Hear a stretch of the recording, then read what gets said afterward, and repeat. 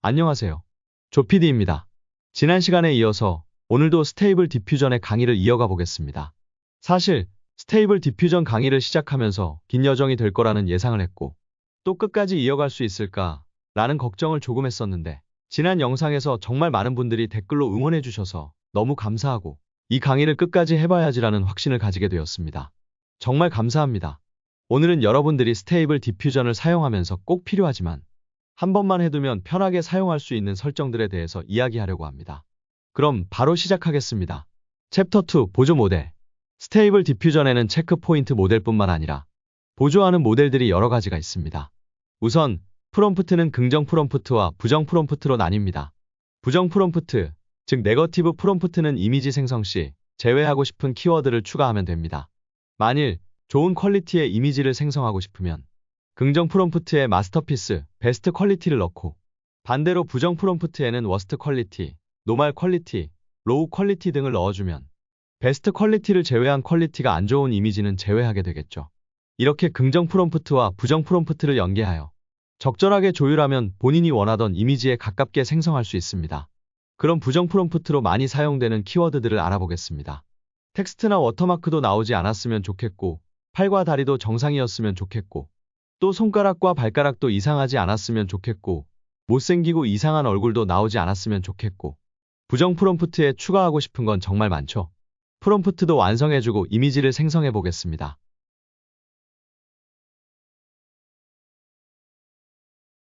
동일한 시드를 이용하여 생성된 이미지입니다.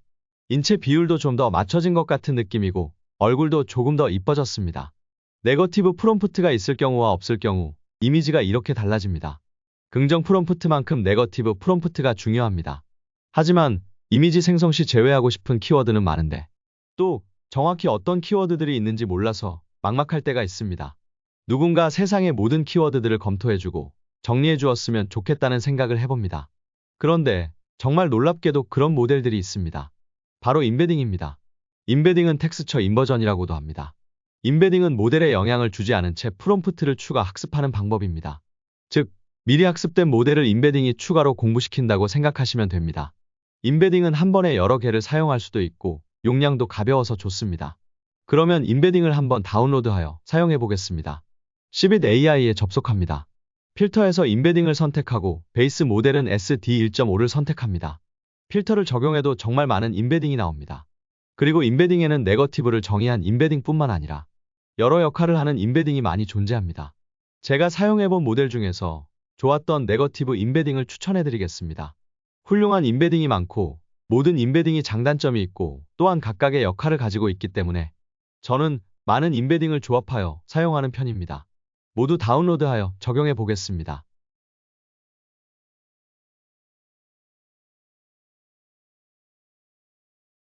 다운로드 받은 모든 인베딩을 한 번에 복사하여 스테이블 디퓨전이 설치된 폴더 안에 인베딩즈 폴더에 붙여넣기 합니다. 스테이블 디퓨전 웹 UI 화면에서 텍스처 인버전을 선택합니다.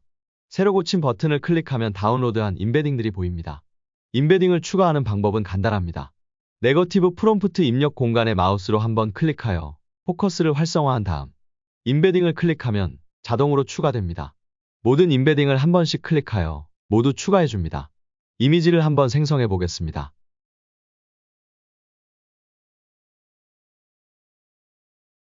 동일한 시드로 생성한 이미지들입니다.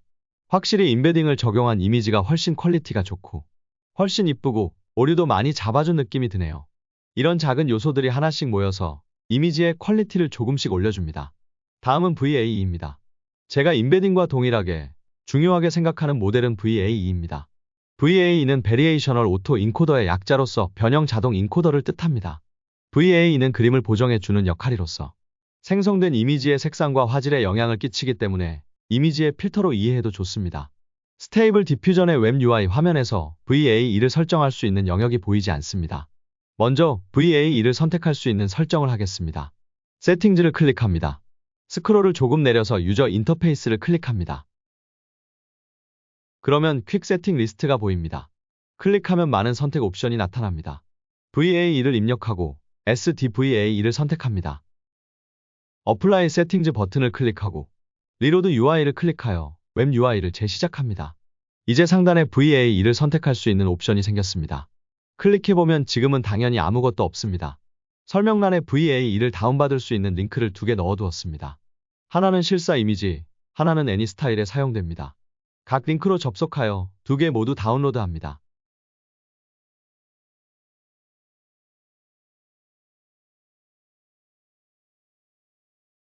다운로드한 VA2 2개 모두 복사하여 스테이블 디퓨전이 설치된 폴더 안에 모델 폴더 안에 VA2 폴더에 붙여넣기 합니다. 다시 웹 UI로 돌아와서 VA2 선택란을 새로 고침합니다. 실사 이미지를 만들기 위해서 FTMS2 모델을 선택해 줍니다. 이미지를 생성해 보겠습니다.